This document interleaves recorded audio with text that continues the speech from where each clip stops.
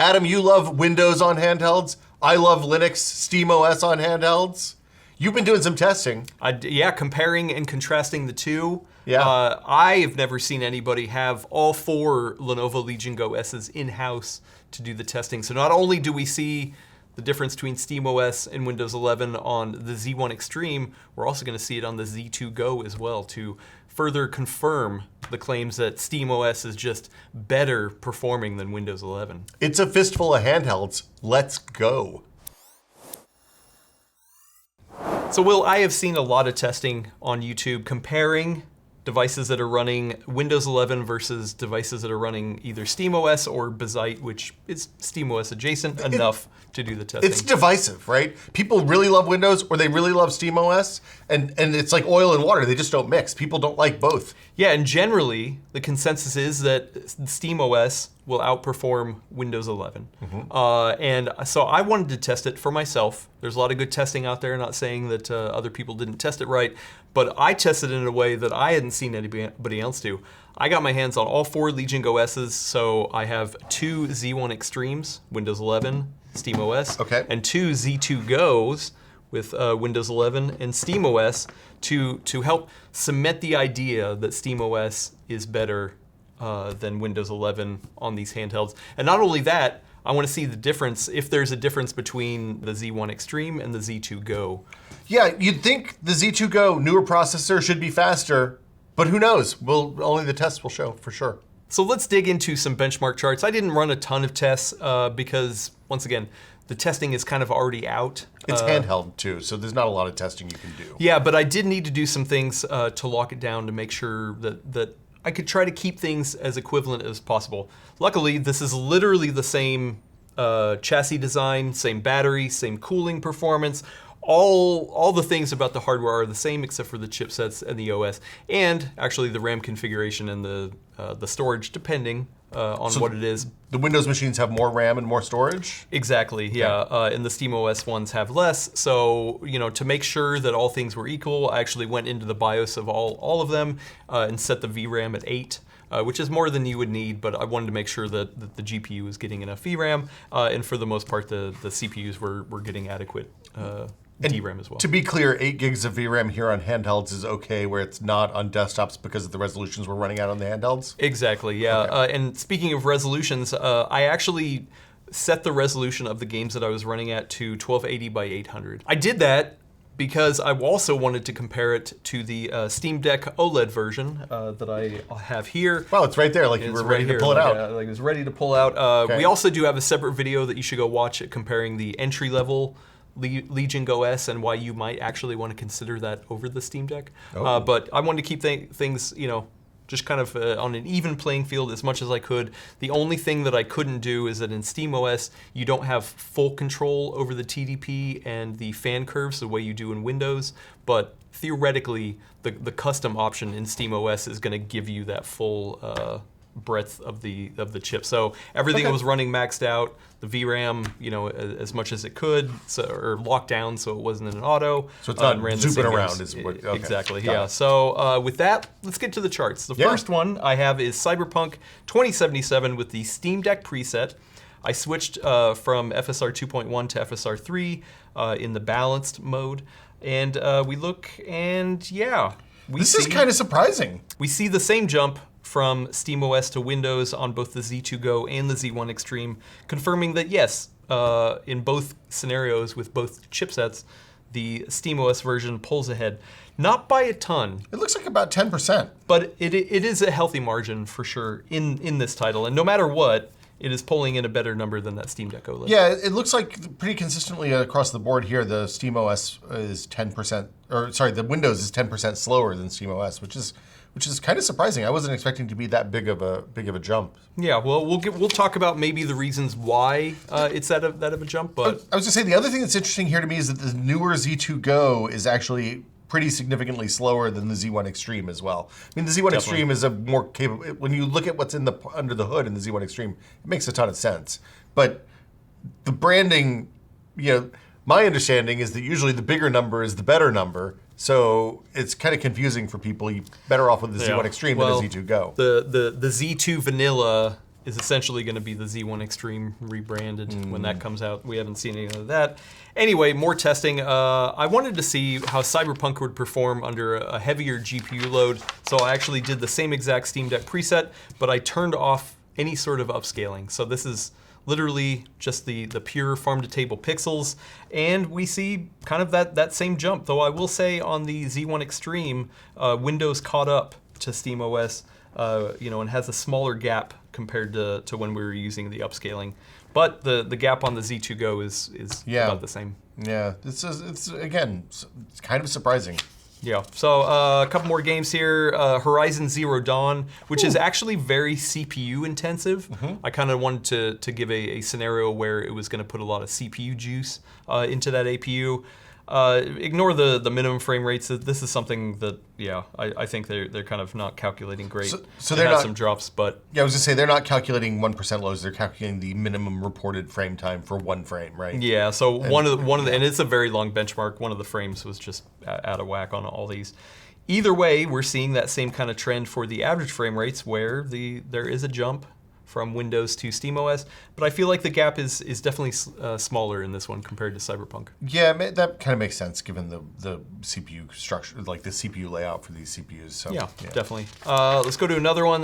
This is Returnal. Returnal is definitely more GPU bound, and if you look at the Z2 Go, that is right neck and neck between the SteamOS and the Windows version. But unfortunately, that Z1 Extreme version with SteamOS, I could not get a consistent high average out of that. I tried everything I could to try to troubleshoot it. I even reinstalled the whole image and started fresh, just loaded that game on. I got that same issue, so I don't know. I'm going to call this one a weird one. If you've experienced this in Returnal specifically, let me know or what this could be, but unfortunately it kind of tainted the colors a little bit. But if we just look at the Z2 Go versions of this, it's actually right in line. And the last game I ran was a tried and true one. This is classic. These numbers do not lie, because this game has been rock solid forever. That's one of the reasons why we run the benchmarks. And here again, the Z2 Go versions are neck and neck from each other. Pretty close, yeah. Yeah, it's only until you step up to the Z1 Extreme where the SteamOS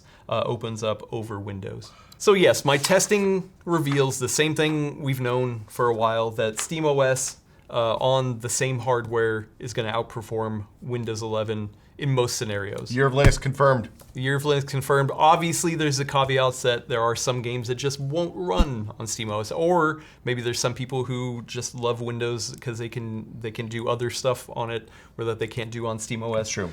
So there are definitely people who love having Windows 11 on this. It doesn't mean you can't actually go ahead and install SteamOS on the Windows 11 version. And I actually have seen deals where the Windows 11 versions have been cheaper than the SteamOS versions. And because you actually get double the VRAM, double the RAM and more storage, yeah. It's actually a better deal and it's to the go white that way. Give or take. I don't really like this colorway necessarily. I think they call it like Nebula Purple or something like that. I like the white one. But I mean, this points to something a lot of people have talked about that we should discuss, and that is Windows 11 overhead. So saying, hey, you know what? The reason why we're seeing a gap between these, and especially at the Z1 Extreme end, is that just Windows 11 just doesn't know how to deal with this overhead. There's so much bloat going on in the background. Yeah. You're running OneDrive and yada yada. All those so Windows so backup forth. prompts have to cost something. Exactly. But actually, if you go watch a video by Carrie over on the YouTube channel The Fox, I'm going to link to it up in here. He talks about the bloat is actually specifically about Windows power management, not about other processes going on in the background. So that Windows usually seems to favor wanting to dump more juice into the CPU rather than the GPU. And for scenarios like this, where it's an APU, it's going to need to feed power, and you're working within a limited thermal budget. If you dump more if you dump more power into the CPU side and a lot more heat, then it's going to constrain the GPU side, where SteamOS has a little bit better power management. So at least according to Kerry's testing, he's saying that most people have it wrong, that Windows 11 overhead is actually down to the actual power management. Well, and that's despite having more RAM on the Windows 11 machines, which is kind of surprising. I mean, look, this is the benefit when you're building an integrated machine that's tightly integrated with a cooling solution and all that stuff, and building a custom APU for it, like Valve did with the original Steam Decks.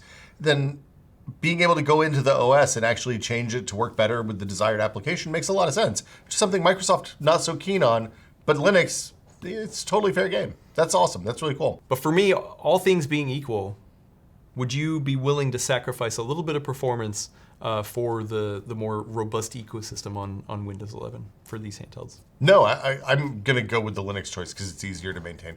For me, it's the mental overhead of having to update Windows and drivers and Steam and firmware and all the other goofy stuff that SteamOS just kind of does for you.